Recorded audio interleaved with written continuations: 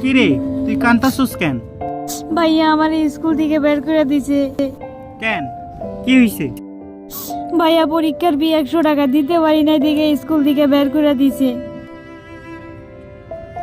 ধর, এই নে 100 টাকা, আর ভালো করে পরীক্ষা দিস। আচ্ছা ভাইয়া, ধন্যবাদ। আচ্ছা থাক। এমন ভাইয়া যেন আল্লাহ তাআলা প্রতিটি ঘরে ঘরে দেয় এবং প্রতিটি ভাইয়াকে ভালো রাখে। আল্লাহ তাআলা তোমার কাছে আমার এই একটাই কথা দাবি থাকলো, তুমি এই ভাইয়াটাকে যেখানেই থাকে তাকে ভালো রাখো। এই যা, ওকে তো টাকাটা দিয়ে দিলাম, এখন কি করে ইন্টারভিউ দেব? যা, হেঁটেই যাই।